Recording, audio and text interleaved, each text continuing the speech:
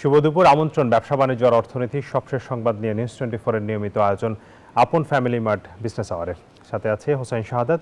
শনি থেকে বৃহস্পতিবার দুপুর 1টায় প্রচারিত হচ্ছে অনুষ্ঠান। আয়োজনে থাকছে দেশ বিদেশের ব্যবসা বাণিজ্যের সবশেষ খবর এবং খবরের বিশ্লেষণ।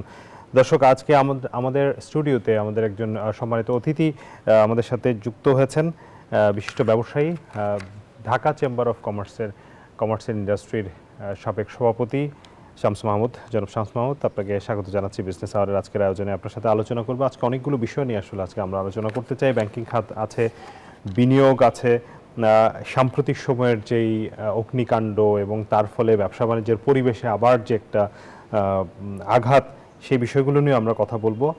তবে তার আগে আমাদের কাছে কিছু প্রতিবেদন আছে, আমরা একটু দেখতে চাই। শরিয়া ভিত্তিক 5 ব্যাংক একীভূত করে একক ব্যাংক গঠনে লাইসেন্স ইস্যু কার্যক্রম শুরু করেছে বাংলাদেশ ব্যাংক। এই তথ্য জানিয়েছেন কেন্দ্রীয় ব্যাংকের মুখপাত্র।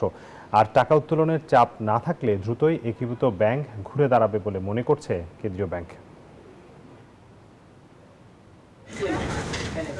দুর্বল 5 ব্যাংকের গ্রাহকদের অর্থ ফেরতের প্রক্রিয়া ও নির্দিষ্ট সময়সূচি উল্লেখ করে বিস্তারিত রোডম্যাপ তৈরি করছে বাংলাদেশ ব্যাংক, যা শীঘ্রই গেজেটের মাধ্যমে প্রকাশ করা হবে।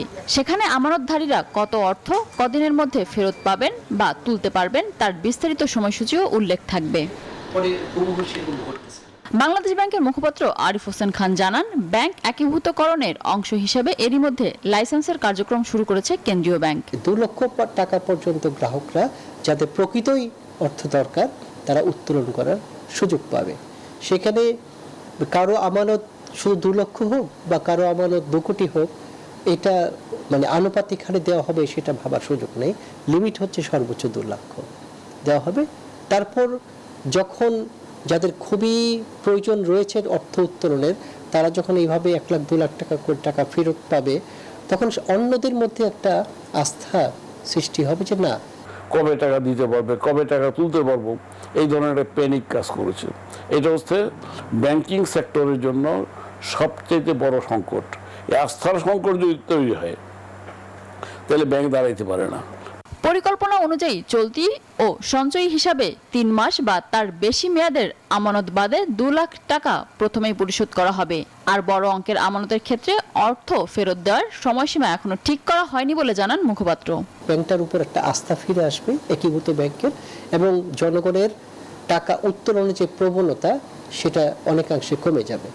এবং উত্তোলনের চাপ যদি কমে যায় তবে কিন্তু লিকুইডিটির যে ক্রাইসিস সেটা ব্যাংকে এই মুহূর্তে মোকাবেলা করতে হবে না, যার ফলে ব্যাংকটা ঘুরে দাঁড়াতে সক্ষম হবে। ব্যাংকটা চালু হইলেই, একটা ব্যাংক যখন দাঁড়াবে ইউনাইটেড হয়ে, তখন কিন্তু সব ধরনের স্বাভাবিক লেনদেন হবে এবং আপনার টোটাল ডিপোজিটের উপরেই আপনার দাবি থাকবে এবং সেটা আপনি পাইতে পারবেন। 65 বছর বয়সের ঊর্ধ্বে এবং যারা ক্যান্সারে আক্রান্ত তাদের প্রয়োজন বিবেচনা করে পুরো অর্থই পরিশোধ করা হবে।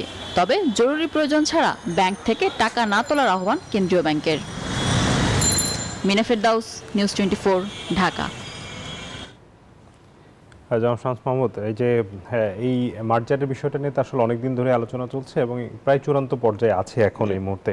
তবে যে বিষয়টা নিয়ে প্রশ্ন উঠেছে সেটি হচ্ছে যে এই 5 ব্যাংক এক হওয়ার পরেও এই ব্যাংকগুলোর উপর সাধারণ মানুষের বা গ্রাহকদের আস্থা কতটা ফিরে আসবে সেটি নিয়ে কিন্তু প্রশ্ন দেখা দিয়েছে। এবং যেই চাপটা আছে টাকা তুলে নেওয়ার, কারণ সবাই মনে করছে যে ব্যাংক থাকবে না, হয়তো আমাদের টাকা ফেরত পাবো না, এই ধরনের একটি আশঙ্কা তৈরি হয়েছে। সেই চাপটা যেটা আশা করছে যে এক হয়ে গেলে হয়তো আস্থা ফিরবে, আসলে কি সেই আস্থা ফিরবে এবং মানুষের এই যে ব্যাংক টাকা তোলার আস্থাটা কি, মানে চাপটা কি কমবে মনে হয়? না, এখানে দেখেন এই জিনিসটা কিন্তু একটা ভালো একটা উদ্যোগ। ফার্স্ট অফ অল, যদি সরকার বলবো না, কারণ এখন বাংলাদেশ ব্যাংক মানে অটোনোমাস, আমরা দেখছি যে প্রায় ইন্ডিপেন্ডেন্ট ভাবেই কিন্তু ওনারা ডিসিশন নিচ্ছে। তো বাংলাদেশ ব্যাংক যে জিনিসটা করেছে, ওরা যদি চেত এই ব্যাংকগুলোকে কিন্তু মানে বন্ধ করে ফেলতে পারতো। তো এইটাই কিন্তু একটা ইঙ্গিত যে ওনাদের উদ্দেশ্য কিন্তু ওটা না। ওনারা যে ডিপোজিটর যারা আছে, যাদের টাকা ওখানে আমানত করা আছে, ওনারা যাতে সঠিকভাবে ওটা ফেরত পায় এবং ওদের টাকাটা যাতে মানে ঠিকভাবে থাকে, ওটাই কিন্তু ওদের প্রধান লক্ষ্য। তো এখন আমরা সবাই জানি যে ব্যাংকিং খাতের কী অবস্থা ছিল, স্পেশালি এই ট্রাভেল ব্যাংকগুলোর কী অবস্থা ছিল। তো ওখান থেকে এখন যেটা হয়েছে যে একটা স্টেবিলিটি, মানে এটা কিন্তু ফার্স্ট স্টেপ। তো সেকেন্ড স্টেপ হবে যে আমি যখন দেখছি যে ব্যাংকটা বন্ধ হচ্ছে না, হ্যাঁ, এটা 5টা ব্যাংকে একত্র করা হচ্ছে, করা হয়ে সরকার, বাংলাদেশ ব্যাংক সবাই মিলে একটা একটা মানে স্ট্রাকচার দাঁড় করাচ্ছে যে ইট উইল বি ফাংশনিং ব্যাংক। হ্যাঁ, তখন কিন্তু ওই ভয়টা থাকবে না যে ব্যাংক কোলাপস করবে, আমি টাকা যা রেখেছি সব একবারে উত্তোলন করব। কারণ ওটা করতে গেলে যেটা হবে যে ওই নকডাউন এফেক্টে ব্যাংক কিন্তু কোলাপস করবে। হ্যাঁ, কিন্তু বাংলাদেশ ব্যাংক যে উদ্যোগটা নিয়েছে যে মার্জার করার, এটাই কিন্তু দেখায় যে এইটা কিন্তু হবে না। বাংলাদেশ ব্যাংক চায় না এটা হবে, যে ব্যাংক কোলাপস করুক। So it's a good thing. তো এখন অ্যাজ ডিপোজিটর আমাদেরও বোঝা উচিত যে হ্যাঁ, রেখেছি, আমার সারা জীবন যদি না পাই, মানে আগের অপশন ছিল যে আমি টাকা উত্তোলন না করতে পারলে আমি কোনোদিনও পাবো না। হ্যাঁ, ওই 1 লাখ টাকা না 2 লাখ টাকা যে সিলিংটা ছিল, ওর খালি পাবো, ওটার বেশি পাবো না। তো এখন কিন্তু আমি যদি, ঠিক আছে, আমার যদি অতি প্রয়োজন না হয়, আমি এখন টাকা নিব না। হ্যাঁ, আমি 3 বছর পর, 2 বছর পর, 1 বছর পর নিব আমি। হ্যাঁ, আস্তে আস্তে করে উঠালাম। আমার যে মানে টাকাটা যে রেখেছি ফিক্সড ডিপোজিটে যেটা আছে, ওটা থাকুক ফিক্সড ডিপোজিটে, ওটা থাকুক। আর যেটা কারেন্ট অ্যাকাউন্টে যেটা আছে, আমার যে এক্সপেন্স যেটা, আমি তো একবারে 1 লাখ টাকা উঠাবো না, ধরুন 10,000 টাকা উঠালাম, 20,000 টাকা উঠালাম। সো এখানে কিন্তু যারা গ্রাহক, যারা আমানতকারী, ওনাদেরও একটা রেসপন্সিবিলিটি আছে। তো ওনারাও যদি মানে এই জিনিসটা বুঝে যে ওনাদের ভালোর জন্য বাংলাদেশ ব্যাংক এই উদ্যোগগুলো নিয়েছে, এবং ওনারা যদি সেন্সিবল ভাবে যদি ধরেন ওই ডিপোজিট ভাঙ্গে অথবা উঠায়, অথবা যেটা বলা হয়েছে যে ক্যান্সার পেশেন্ট অথবা কারো ইমার্জেন্সি টাকা লাগবে, কেস টু কেস ওনারা দিবে, ওইভাবে অ্যাপ্লিকেশন করে যদি দেখে যে হ্যাঁ চলছে, তাহলে এখানে প্যানিক সিচুয়েশন যদি না হয়, তাহলে কিন্তু এটার একটা, আমি যেটা ব্যক্তিগতভাবে মনে করি যে এটা একটা সুফল নিয়ে আসবে। সুফল নিয়ে আসবে। কিন্তু অনেকে বলছেন যে মানে পৃথিবীর কোথাও আসলে খারাপ ব্যাংক মিলে, মানে অনেকগুলো খারাপ ব্যাংক মিলে একটা ব্যাংক করার নজির সেভাবে নাই। মানে যেটা হয় যে একটা ভালো ব্যাংক হয়তো একটা হয়তো খারাপ ব্যাংকে মার্জার করলো ভালো ব্যাংক, তখন সেখানে হয়তো এক ধরনের, এবং বাংলাদেশেও কিন্তু এর আগে হয়েছে, ভালো ব্যাংক খারাপ ব্যাংকে মার্জার করেছে, কিন্তু তার রেজাল্টও আসলে খুব বেশি ভালো আমরা সেটা দেখি নাই। এই জায়গায় আসলে এটা তো একটা বড় চ্যালেঞ্জ না যে 5টা, এটা তো চ্যালেঞ্জ, কিন্তু জিনিসটা হলো যে শুরুতে যেটা বললাম যে বাংলাদেশ ব্যাংক যদি চেত, এই ব্যাংকগুলোকে তো বন্ধ করে দিতে পারতো। হ্যাঁ, ওরা বলতো যে ঠিক আছে, এগুলো প্রবলেমেটিক ব্যাংক, এগুলো মানে আমরা এখানে হাতি দিব না, তো বন্ধ করে দিব। এটা করলে যেটা হতো, তাহলে কিন্তু যে আমানতকারী যারা আছে ওনাদের ইন্টারেস্ট কিন্তু এখানে সার্ভ হতো না। কিন্তু বাংলাদেশ ব্যাংক কিন্তু ওদিকে যায়নি। ওনারা আমানতকারীরা কিভাবে প্রোটেক্টেড হয়, যারা ডিপোজিটর, যারা ব্যাংকের ক্লায়েন্ট, এরা কিভাবে প্রোটেক্টেড হয়, ওইদিকে ওনারা মনোযোগ দিয়েছে। তো এই জিনিসটা কিন্তু আমরা অ্যাপ্রিশিয়েট করতে লাগবে। এখন জিনিসটা হলো যে সামনে যে পরিস্থিতি আসবে, ধরেন আমাদের যদি, কারণ ব্যাংকের যে ইনকাম যেটা, এটা খালি তো ডিপোজিটার এটা দিয়ে হয় না, এখানে তো ব্যাংক মানে বিজনেস ইজ অলসো ইনভলভড। তো বিজনেস যদি পিক আপ করে, ব্যাংকের ইনকামও আসবে। হ্যাঁ, ইট উইল, ধরেন 3 বছরের জায়গায় এখানে 10 বছর লাগতে পারে, কিন্তু অ্যাটলিস্ট টাকাটা সেফ আছে। মানে Bangladesh bank is not letting যে এই ব্যাংকগুলো ঠিক আছে এগুলো বন্ধ করে দিব আমি, এটা কিন্তু ওনারা করছে না। সো ওইটা কিন্তু ইজ আ পজিটিভ সাইন। এখন দেয়ার আর প্রবলেমস, এখানে দেখেন অন্য ব্যাংকগুলোও কিন্তু এই 5টার নিয়ে কথা হচ্ছে, এখানে কিন্তু অনেক commercial bank, private commercial bank ছিল যেগুলো প্রবলেমেটিক, কিন্তু ওগুলোও কিন্তু এখন দেখছি যে আমরা বাংলাদেশ ব্যাংক যে নীতিমালা দিয়েছে ওরা ফলো করে কিন্তু এখন একটা স্ট্রেংথ পাচ্ছে। হ্যাঁ, ওরা কিন্তু ভালো হয়ে আসছে।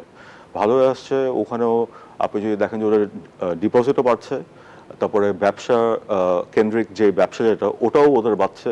তো ওখান থেকে ওদের ইনকামও কিন্তু জেনারেট হচ্ছে। তো ওইসব প্রবলেমেটিক ব্যাংকগুলো কিন্তু আপনার মানে ঘুরে দাঁড়াচ্ছে।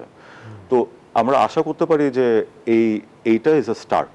এখানে হ্যাঁ, দেয়ার উইল বি চ্যালেঞ্জেস, কিন্তু শুরুতে যে ধাক্কাটা যেটা সবাই এক্সপেক্ট করছিলাম ওটা হয়নি। তো ওখানে কিন্তু দেখা যায় Bangladesh bank actually customer centric, মানে যারা ওখানে ক্লায়েন্ট, ওদের প্রতি মানে ফার্স্ট ইয়েটা করেছে যে ওদেরকে প্রোটেকশন কিভাবে দেওয়া হয়। তো ওই জিনিসটা যেহেতু এনশোর করেছে, আমরা আশা করতে পারি ইট উইল বি, মানে time will tell, but this is the right step. অবশ্যই। আপনি বাংলাদেশ ব্যাংকের অটোনমির কথা বলছিলেন, এটি নিয়ে গতকালকে পিআরআর একটা সেমিনার হয়েছে, সেখানে ব্যাপক আলোচনা হয়েছে এই বিষয়টিকে বাংলাদেশ ব্যাংকে কিভাবে স্বাধীন রাখা যায়, কিভাবে গভর্নর নিয়োগ স্বচ্ছ করা যায় বা জবাবদিহি রাখা যায়। আগের গভর্নরদের আসলে খুব একটা জবাবদিহি ছিল না, সেই জায়গাটা নিয়ে একটি প্রতিবেদন আমাদের রয়েছে, আমরা একটু দেখতে চাই।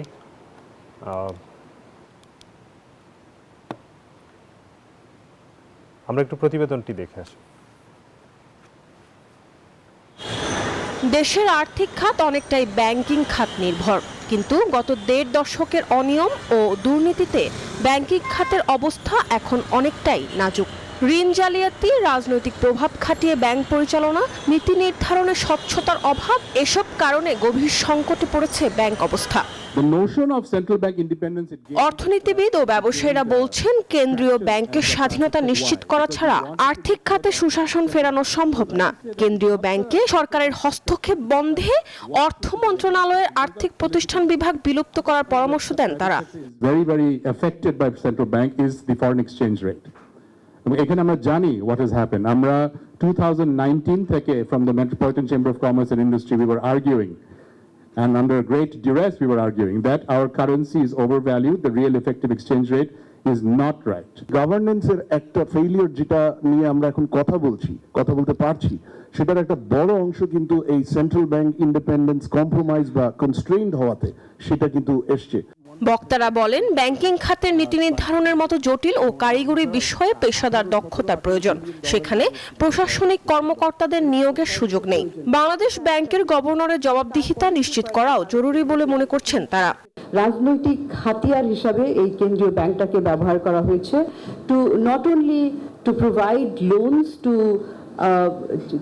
পিপল যাদের হয়তো ক্রেডিবল কোনো বিজনেস কিংবা ভালো কেপিআই না করেই দেওয়া হয়েছে, সেটা একটা রয়েছে, ইন্টারনাল উইকনেসেস রয়েছে। ক্ষমতায় গেলে কেন্দ্রীয় ব্যাংক সহ গুরুত্বপূর্ণ আর্থিক প্রতিষ্ঠানগুলোকে রাজনৈতিক প্রভাব মুক্ত রাখার প্রতিশ্রুতি দেন বিএনপি নেতা আমির খসরু মাহমুদ চৌধুরী। আমরা কিন্তু কোনো সময় বাংলাদেশ ব্যাংকে পলিটিক্যাল অ্যাপয়েন্টমেন্ট করি নাই, ব্যাংকিং ডিভিশন বন্ধ করে দিয়েছি। ব্যাংক নির্ভর অর্থায়ন সংস্কৃতি থেকে বেরিয়ে পুঁজিবাজার শক্তিশালী করার আহ্বান জানান বিএনপির এই নেতা। এই জায়গাগুলোতে আমরা ইনভেস্ট। মরিয়ম আজিজ মরিন, নিউজ 24, ঢাকা। ফ্রান্স মাহমুদ, এই বিষয়টা নিয়ে আসলে সবচেয়ে বেশি আলোচনা হচ্ছে এই কারণে যে আমরা দেখেছি গত সরকারের আমলে ব্যাংকিং খাত ধ্বংসের পেছনে একটি বড় ভূমিকা কিন্তু বাংলাদেশ ব্যাংকের ছিল, এবং গত কয়েকজন গভর্নর যা করেছেন সেটি ওনারা সরকারের মানে যারা দুর্নীতিপরায়ণ নেতারা ছিল বা ব্যবসায়ীরা ছিল তাদের পারপাস সার্ভ করেছে, নানানভাবে পলিসি তৈরি করেছে যাতে খেলাপি আরও বাড়ে, অবৈধভাবে সুবিধা নেওয়া যায়। এই জায়গাগুলোতে বর্তমান যিনি গভর্নর এসেছেন তিনি এই জায়গাটাতে কাজ করছেন, এবং এই গভর্নরের আসলে পলিটিক্যাল সেই ধরনের কোনো ব্যাকআপ নেই বা তিনি মোটিভেটেড না। সামনের যে গভর্নরগুলো আসবেন, এবং বিএনপি নেতা যিনি আমির খসরু মাহমুদ চৌধুরী, তিনি সাবেক বাণিজ্যমন্ত্রী ছিলেন, তিনি বারবারই বলছেন যে বিএনপি যদি ক্ষমতায় আসে তারা আসলে আর্থিক যে গুরুত্বপূর্ণ প্রতিষ্ঠানগুলো আছে সেগুলোতে রাজনীতিক নিয়োগ দেবেন না।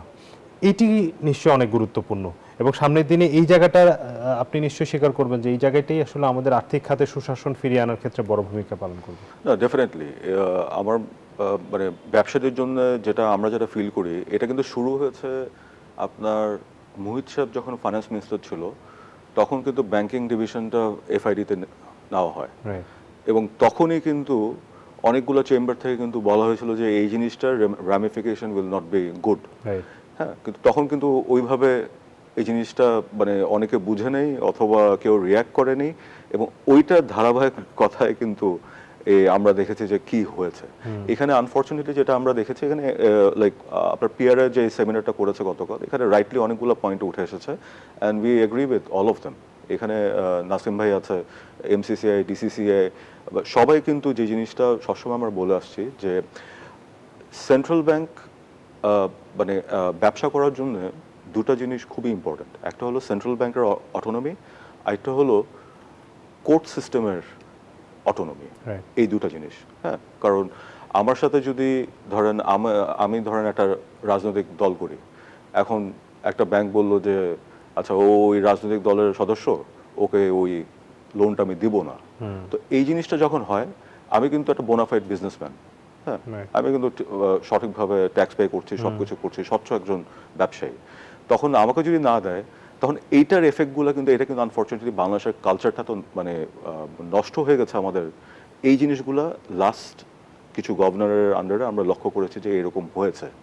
এরকম অনেক ভালো ভালো কোম্পানি, আর যেসব কোম্পানিগুলো দেউলিয়া হয়ে যাচ্ছিল, টাকা ছিল না, ওনারা লোন পাচ্ছে। অনেকগুলো গ্রুপ আছে যেগুলো দেখেছি যে আমরা ধরেন 10 কোটির জায়গায় 100 কোটি টাকা লোন পেয়েছে। তারপরে যাদেরকে দেখানো হয়েছে যে ওরা উদ্যোক্তা, ওনারা বাসায় কাজ করে অথবা ড্রাইভার অথবা এরকমও হয়েছে। তো ওভারসাইটগুলো ছিল না। তো ডেফিনেটলি ব্যাংকিং খাতের যখন হবে, মানে রিয়েলি যদি মানে অটোনমাস হয়, এবং যেমন আসার মনসুর সাহেব উনি আসার পরে কিন্তু যেটা করেছে যে এই সেক্টরটা নিয়ে আমরা ভয় পাচ্ছিলাম 5 আগস্টের পরে, যে কারণ এটা যখন আসল ভয়াবহ কি হয়েছিল এটা যখন উঠে আসবে, আমাদের পুরো সেক্টর কোলাপস করতে পারে, এটা একটা বড় একটা আশঙ্কা ছিল। কিন্তু উনি দেখেন একজন নন পলিটিক্যাল পারসন, উনি কিন্তু রাইট এফেক্টিভ জাজমেন্ট দিয়ে একটা স্টেবিলিটি এনেছে। এখনো সবকিছু যে ঠিক আছে এটা বলবো না, দেয়ার আর চ্যালেঞ্জেস, কিন্তু যেটা ভয়টা ছিল, ভয়টা কিন্তু আমরা চলে গেছে। এখন it is a wait and game see, মানে আমাদের দেখবো যে কিভাবে স্টেবিলাইজ হবে। যেমন এখনো যেমন ইন্টারেস্ট রেট, এসব কিছু ইস্যু আছে, কিন্তু একটা জিনিস যেটা করতে লাগবে, এই অ্যাকাউন্টেবিলিটি, ধরেন নন পলিটিক্যাল পারসন এখানে আসুক, ডিজিটাইজেশন করতে লাগবে। এই জিনিসটা আমরা লক্ষ্য করেছি যে বাংলাদেশ ব্যাংকে ধরেন আমার কোনো অসুবিধা হলো, আমি কিন্তু ওইখানে যেতেও পারি না, কারণ ইট ইজ আ অটোনমাস বডি, হ্যাঁ, ওটা কোনো সরকারি অফিসার মতো না যাবে গেলেই আমার সাথে দেখা করবে। কিন্তু ওনাদের কোনো রুলের জন্য ধরেন আমাকে এফেক্ট করেছে, এইটার রিড্রেস কিভাবে নিব, হ্যাঁ, এইগুলা কিন্তু লাগবে। আমার মনে হয় যে ওখানে একটা অমবুডসম্যানও যদি নিয়োগ করা হয়, যেমন ন্যায়পালের মতন যদি থাকে, তাহলে এটা একটা ভালো একটা উদ্যোগ হবে। But Bangladesh bank is going on the right direction at the moment. And যদি non political person, Ahsan Mansur সাহেবের মতন যদি লোকরা পরে আসে, যারা দেশের স্বার্থ আগে দেখবে এবং বিজনেসের স্বার্থ এবং আমানতকারীদের স্বার্থ, যারা ডিপোজিটর যারা ব্যাংকে, এদের স্বার্থ যদি রক্ষা করা হয়, তাহলে we are on the right track. কারণ আমাদের ইকোনমির যে ফোরকাস্ট আপনি যদি দেখেন যে মানে 40th লার্জেস্ট ইকোনমি হব, টপ 50 ইকোনমির মধ্যে থাকবো, তখন কিন্তু বাংলাদেশ ব্যাংকের যে স্ট্রাকচার লাগবে, এটা কিন্তু একটা ভিশনারি একটা স্ট্রাকচার, র্যাডিক্যাল চেঞ্জ লাগবে। এবং this is the first step. এটার পরেই কিন্তু এই যে ডিজিটাইজেশন, তারপরে ধরেন অ্যাকাউন্টেবিলিটি। আপনি আমাকে বলে দিলেন যে আমি লোন পাবো না, হ্যাঁ, আমি কেন কোর্টে যেতে, কোর্টে গিয়ে আমি কেন একটা রিড করতে লাগবে, আমি কেন বাংলাদেশ ব্যাংক থেকেই রিড্রেসটা পাবো না? এই জিনিসগুলো যদি ওরা ঠিক করে দিতে পারে, তাহলে কিন্তু I think we are on the right track. এবং একই সাথে আমি একটা যেটা বলেছিলাম যে কোর্ট সিস্টেম, কারণ কোর্ট সিস্টেম হলো ইজ অলসো ভেরি ইম্পর্টেন্ট আমাদের জন্য, কারণ it is the last resort. Bangladeshi মানে আমি এই দেশের নাগরিক হয়ে এটা আমার লাস্ট রেজর্ট যেখানে ন্যায় বিচার পাবো। তো ওখানেও কিন্তু ব্যাংকিং খাতের অনেক কিছু কিন্তু কোর্টে যায়, তো ওখানেও কিন্তু there needs to be fair judgement, যে একদম উইলফুল ডিফল্টারকে যদি উনি প্রোটেকশন দেয়, তখন কিন্তু ওটা আবার একটা ব্যাড একটা এক্সাম্পল সেট করে। তো ওখানেও কিন্তু কিছু চেঞ্জেস এইসব ক্ষেত্রে আমার মনে হয় যে লাগবে। এবং আমরা দেখছি যে বর্তমান যিনি আমাদের চিফ জাস্টিস আছে আপনার ডক্টর রেফাত, উনি কিন্তু এই উদ্যোগগুলো নিচ্ছে, কিন্তু ওনার টেনর শেষ হয়ে আসছে। তো আশা করি যে ওনার যিনি আমাদের পরবর্তী চিফ জাস্টিস আসবে, উনিও কিন্তু এই রিফর্মগুলো কন্টিনিউশন করবেন। জি, অনেক ধন্যবাদ। আমরা একটা বিরতি নিয়ে আসি, আপনার সাথে আরও আলোচনা আছে আমাদের। দর্শক, আমরা আলোচনা করছি ব্যাংকিং খাত, বেসরকারি বিনিয়োগ নিয়ে আমরা আলোচনা করব বিরতির পর। আপনারা সাথেই থাকুন।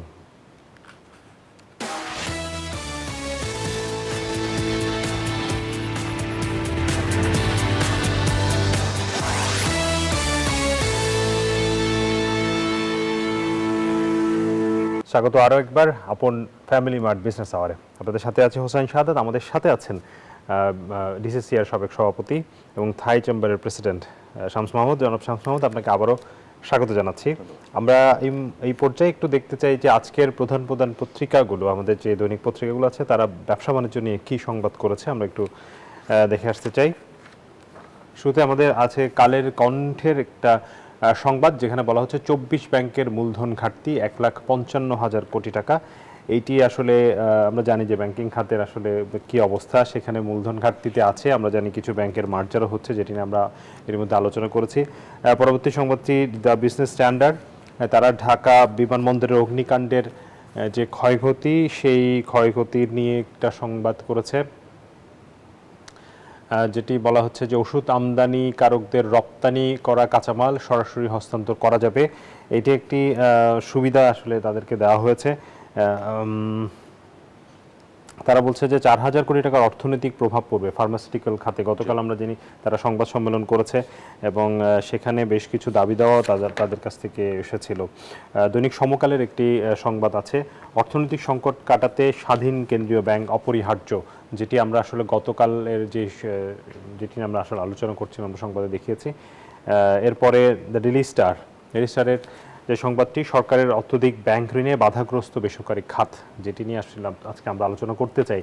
আপনি বেসরকারি খাতের একজন উদ্যোক্তা, এসএমই নিয়ে কাজ করেন, তো এই সরকারের যেই প্রতিনিয়ত আমরা দেখতে পাচ্ছি, গত সরকারের আমরা দেখেছি সেটি, এবং এবার এখনও কিন্তু এইটি অব্যাহতভাবে চলছে। সরকার অনেক বেশি এখনও ব্যাংক ঋণের উপর নির্ভর করছে, সেইটি নিয়ে আমরা আলোচনা করতে চাই। পরের সংবাদটি দৈনিক ইত্তেফাকের সংবাদটি বলছে যে জিইডির অর্থনৈতিক মূল্যস্ফীতি কমলেও সতর্ক আশাবাদ।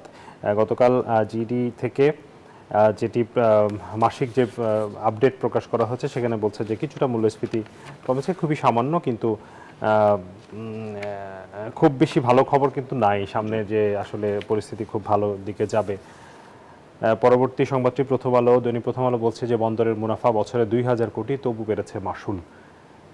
একটি সরকারি প্রতিষ্ঠান এত লাভজনক হওয়া সত্ত্বেও কেন মাশুল বাড়ানোর প্রয়োজন হলো, সেটি নিয়ে আসলে বড় প্রশ্ন, এবং এটি নিয়ে আন্দোলন চলছে। আমরা দেখছি কয়েকদিন বন্ধ ছিল, এখন আবার আসলে এটি আলোচনায় এসছে, সামনে এটা কমানোর বিষয়ে ব্যবসায়ীরা চাপ দিচ্ছেন। আপনার কাছ থেকে শুনতে চাইবো সেই বিষয়ে। বিজনেস স্ট্যান্ডার্ডে আরেকটি সংবাদ আছে, কারাগার থেকে ঋণ পরিশোধে সম্পত্তি বিক্রি করছে নাসা গ্রুপের চেয়ারম্যান। এইটি সংবাদ। বণিক বার্তার সংবাদটা আমরা দেখতে চাই, ডিজিটাল প্ল্যাটফর্মে ভুল তথ্য প্রতারণার ঝুঁকিতে বিনিয়োগকারীরা, বিশ্ব বিনিয়োগ সপ্তাহের আলোচনায় সবাই বক্তারা। ডিজিটাল প্ল্যাটফর্মে ভুল বিনিয়োগকারী, এটি কিন্তু একটি খুব আশঙ্কার খবর, কারণ সাম্প্রতিক সময় আমরা এটা খুব বেশি দেখছি যে সোশ্যাল মিডিয়াতে এত বেশি নানান ধরনের প্রেডিকশন করা হচ্ছে, বলা হচ্ছে যে এই শেয়ারগুলোতে আপনারা বিনিয়োগ করুন, এ ধরনের, এবং আমাদের সাধারণ বিনিয়োগকারীরা কিন্তু সে ফাঁদেও পড়ছে।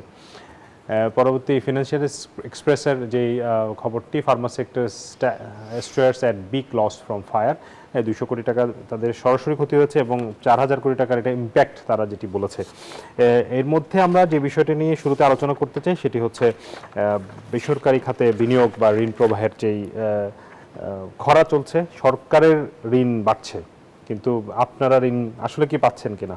না, দেখেন, এখানে আনফরচুনেটলি যেটা হয়েছে, আমাদের economy has stabilised, somewhat stabilised, এখনো কিন্তু মানে ফ্র্যাজাইল আছে।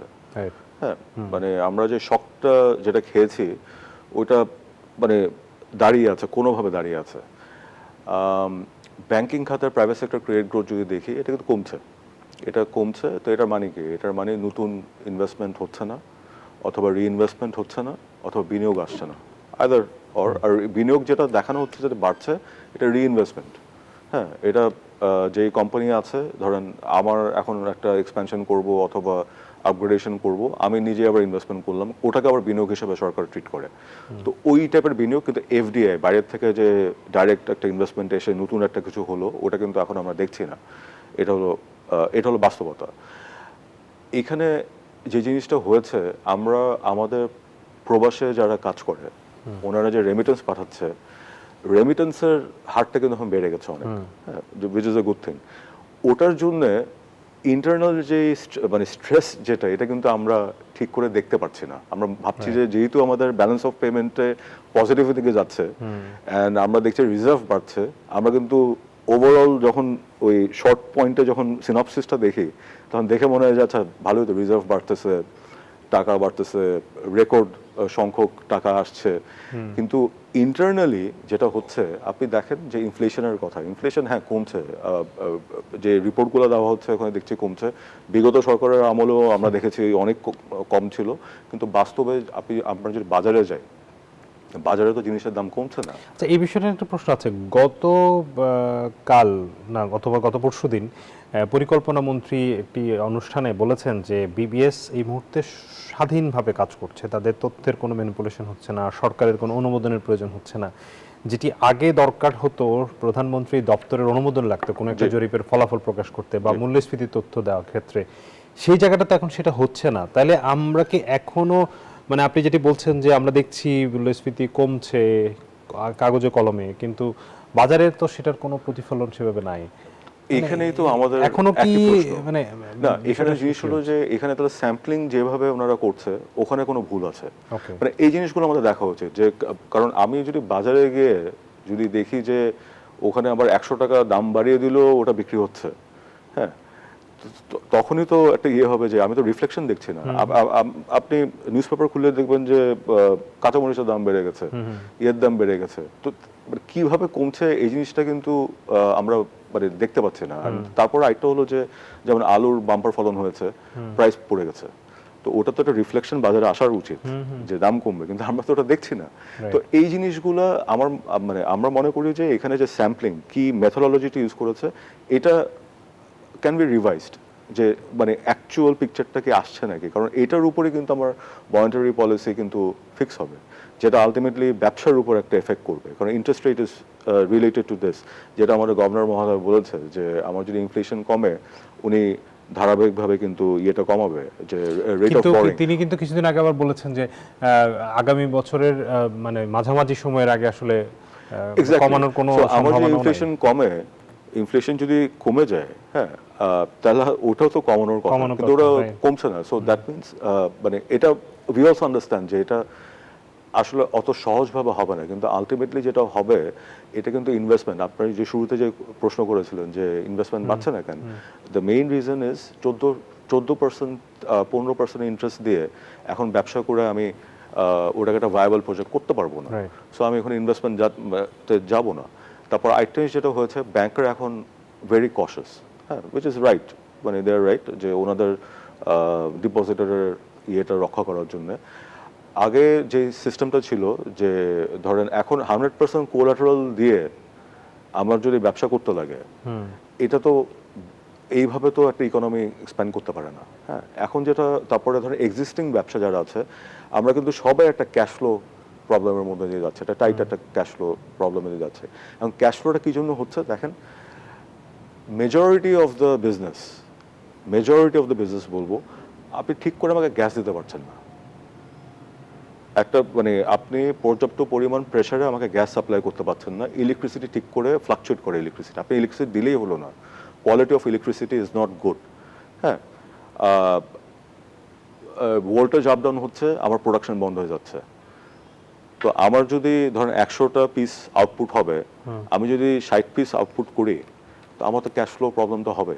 আমি যদি ব্যাংকে গিয়ে বলি ভাই আমাকে গ্যাস প্রেশার ঠিক করে দেয়নি, আমার ফ্যাক্টরি 100% চালাতে পারিনি, আমি 60% চালিয়েছি, ব্যাংক তো আমাকে বলবে যে কিস্তি যেটা ছিল ও তো বলবে কিস্তি দাও, নাহলে আমি তোমার যে কোলাটারাল ছিল ওটা আমি মর্গেজ ছিল আমি অকশন করে দেবো, অথবা আমার একটা কেস করবে, হ্যাঁ। আমার সিআইবি স্টাক হয়ে গেলে তখন আমরা এলসি করতে পারবো না আমি। তো এই প্রবলেমে কিন্তু সবাই আমরা পড়ছি এখন, অ্যান্ড এইটার কারণে কিন্তু মেজরিটি অফ দ্য এক্সিস্টিং যারা রানিং ফ্যাক্টরি, এরা কিন্তু সবাই এই সমস্যার মধ্যেগুলো পড়েছে। তারপরে আমরা যখন কথা বলছি, নীতি নির্ধারকরা যখন কথা বলছে, সবাই কিন্তু লার্জ ইন্ডাস্ট্রি নিয়ে, আমরা এফডিআই নিয়ে কথা বলছি, বাইরের বিদেশিরা কি কেমনে আসবে, কি হবে, বড় ইন্ডাস্ট্রি কি করবে, এসএমইদের কথা কিন্তু আমরা কেউ বলছি না। তো এসএমইরা যেভাবে ক্ষতিগ্রস্ত হচ্ছে, এটার কিন্তু আমরা কোনো রিপোর্ট অথবা কোনো সরকারের কোনো পরিসংখ্যান অথবা কিছু কিন্তু এখন পর্যন্ত কিন্তু দেখছি না।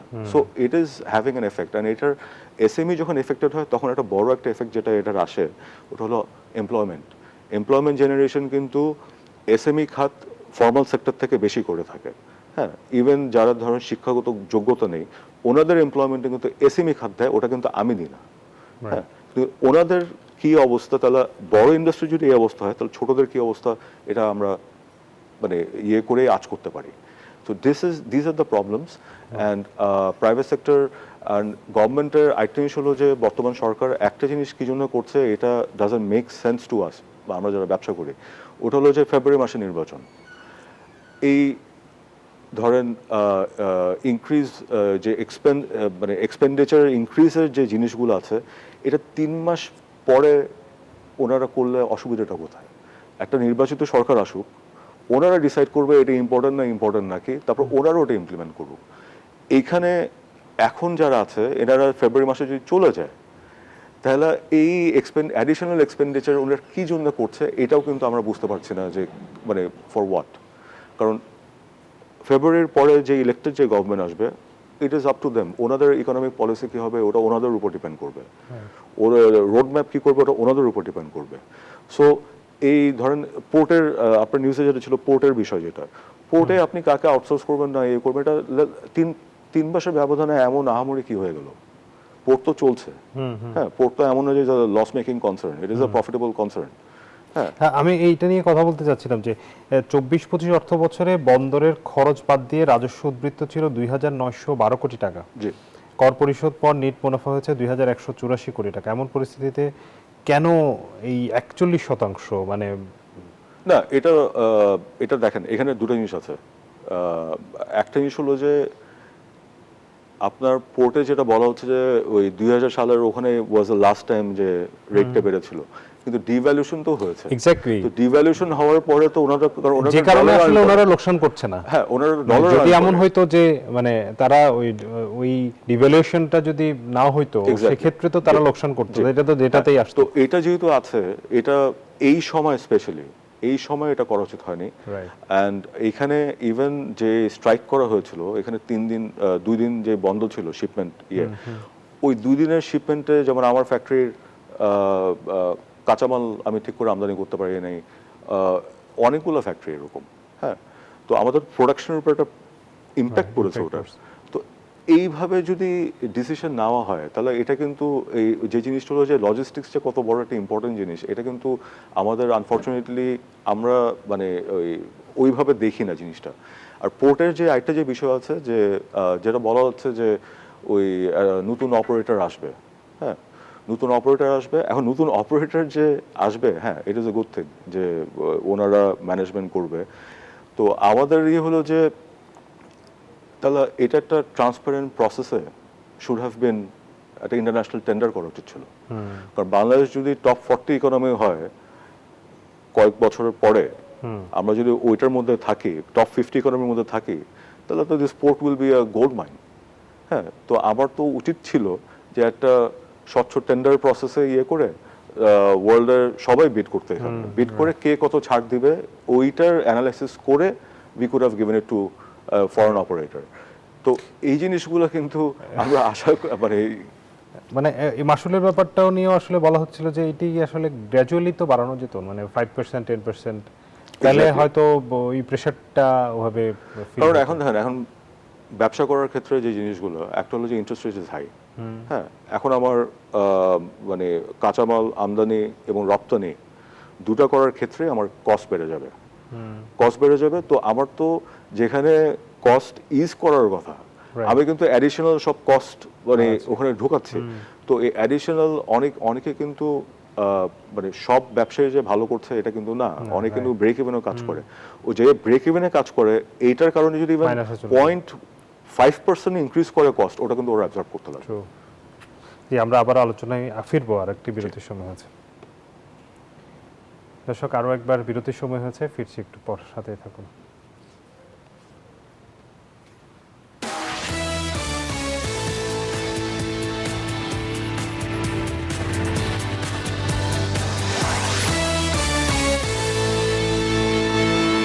দর্শক, স্বাগত আরও একবার বিজনেস আওয়ারে।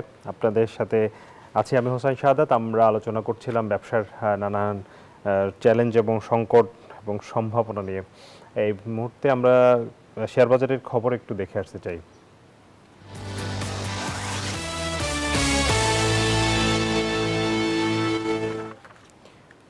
লেনদেন চলছে ঢাকা স্টক এক্সচেঞ্জের ওয়েবসাইট থেকে, দেখব লেনদেনের সবশেষ পরিস্থিতি। গতকালের মতো ইতিবাচক ধারায় চলছে লেনদেন আমরা দেখতে পাচ্ছি, তবে লেনদেনের পরিমাণ কিন্তু বেশ খানিকটা কম। এই পুরো সপ্তাহ জুড়ে আমরা সেটি লক্ষ্য করেছি। এখন পর্যন্ত 250 কোটি টাকারও কম লেনদেন হয়েছে। লেনদেনে অংশ নেওয়া কোম্পানিগুলোর মধ্যে 159টি কোম্পানির দাম বেড়েছে, কমছে 150টির, এবং অপরিবর্তিত আছে 86টি কোম্পানির শেয়ারের দর।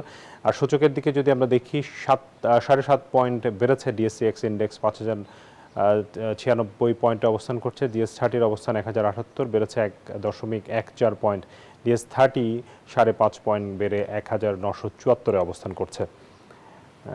আমাদের সাথে দর্শক আছেন জনাব শামস মাহমুদ। আমরা আবারও যেতে চাই শেয়ার বাজারের এখন যে বর্তমান পরিস্থিতি, আমরা দেখেছি মোটামুটি একটা ভালো স্টেবল অবস্থায় গত অন্তত 3 মাস ধরে আমরা সেটি দেখছি, কিন্তু শেয়ার বাজার নিয়ে যেটি হচ্ছে নানান ধরনের স্পেকুলেশন এখন, মানে যেটি সবসময় হয়ে থাকে। অনেকগুলো সংস্কার হয়েছে, আমরা দেখেছি প্রাতিষ্ঠানিক সংস্কার হয়েছে, অনেকগুলো পদে পরিবর্তন আনা হয়েছে, চেষ্টা করা হচ্ছে শেয়ার বাজারকে একটি স্টেবল জায়গায় আনতে, কিন্তু সে আস্থার জায়গাটা তো এখনও ফিরছে না।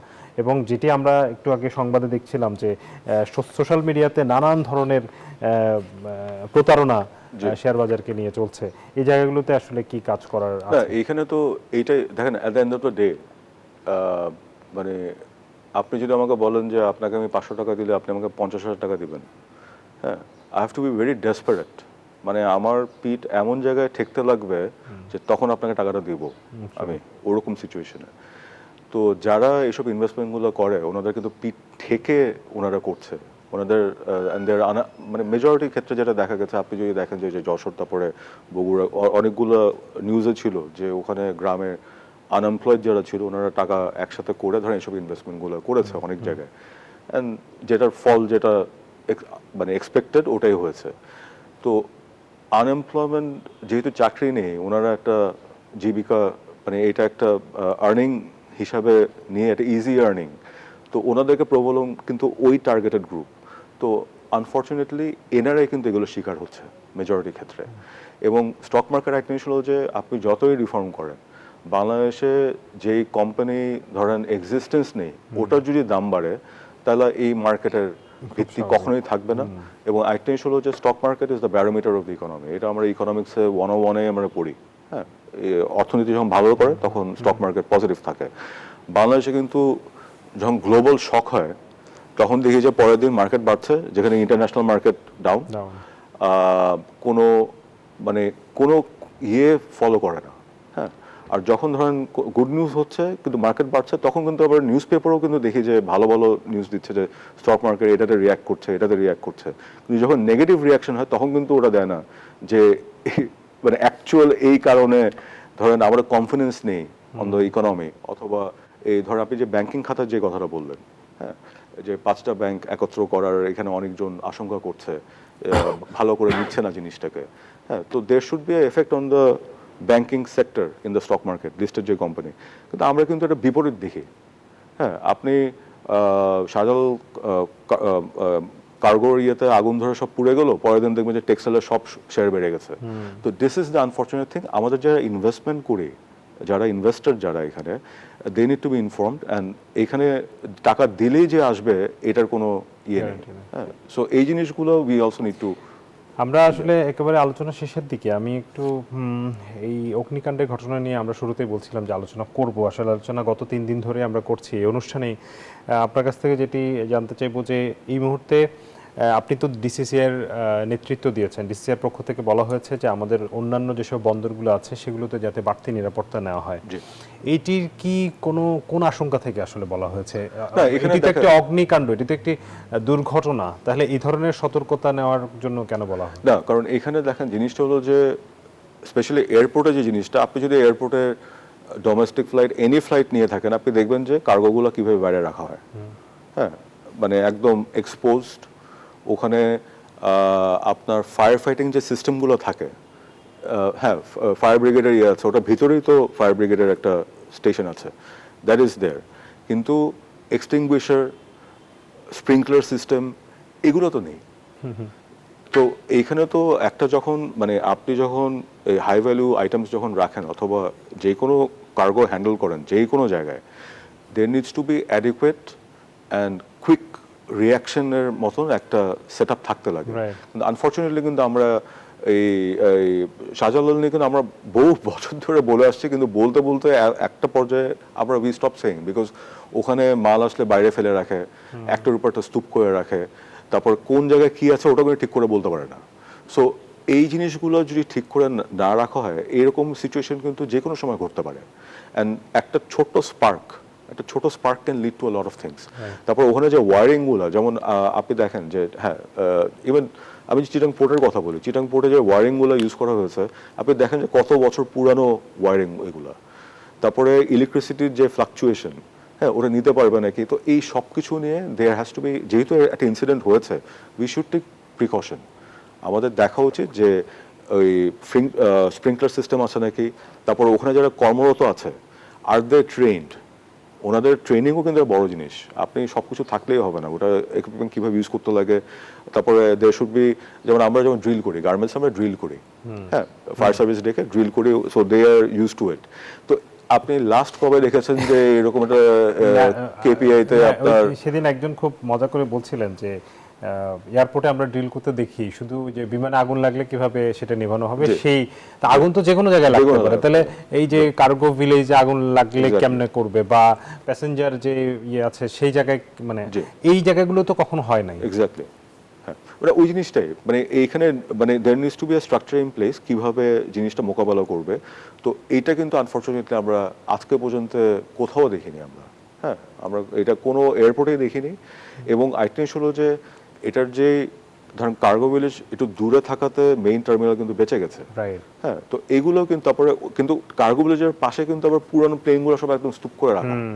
সো এই জিনিসগুলো আমাদের দেখা উচিত, এবং আশা করি যে থার্ড টার্মিনাল যেটা করা হচ্ছে ওটা যাতে দ্রুত সময়ে যাতে ইয়ে করা হয়, এবং এই সিস্টেমগুলো যেগুলো এখানে শর্টকামিং, এইটা নিয়ে, কারণ এয়ারপোর্ট করলেন আপনি ভালো কথা, কিন্তু জাস্ট আরএমজি ফ্যাক্টরির মতন একটা ফ্যাক্টরি আছে, কিন্তু everyone needs to B trend যে এই সিচুয়েশনে কি করা উচিত। কারণ এখানে